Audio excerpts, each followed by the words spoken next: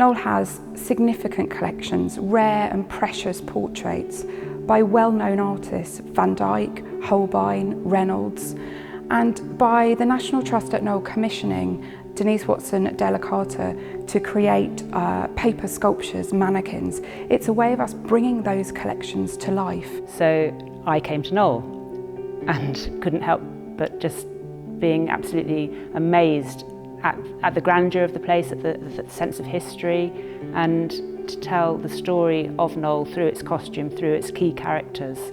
So the idea of being able to do that period in one exhibition just absolutely fascinated me.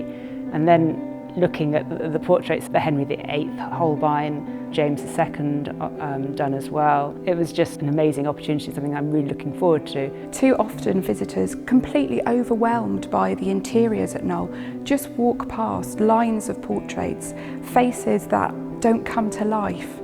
And Denise's work will bring those people out of their frames. She will recreate them in 3D, and they'll be placed in the middle of these amazing rooms for people to see and experience. This project is slightly different to other projects because we're starting with a portrait.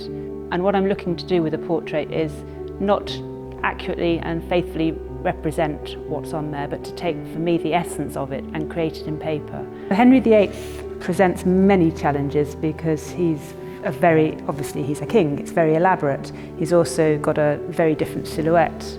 He obviously needs a lot of rich fabric because he's a king and he could afford it. And so I've taken some gold paper and used a die cutter. This is a moment of truth. So we've got the burnished gold edging to Henry VIII's cloak.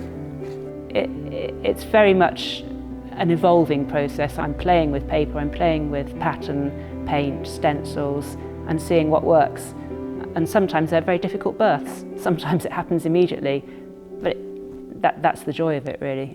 Lady Betty was a long-term resident of Knole after she was widowed.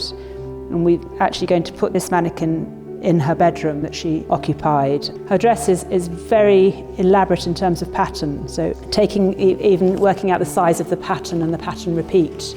I've traced it on tracing paper, then put it onto a piece of card, and I'm ready to stencil.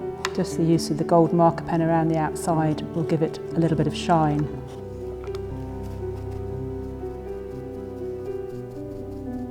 This is an early sample. The motif will get smaller for the real thing, but I think you get the idea.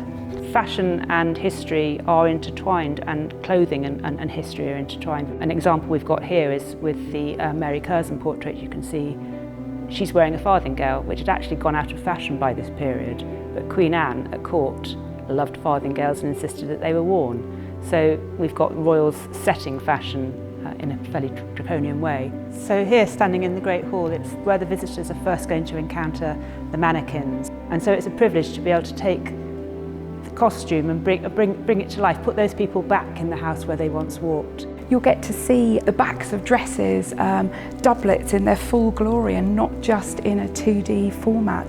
So this is a really, really exciting project for Knole. And what I'm aiming to do with the paper is from a distance fool the viewer into thinking that's fabric.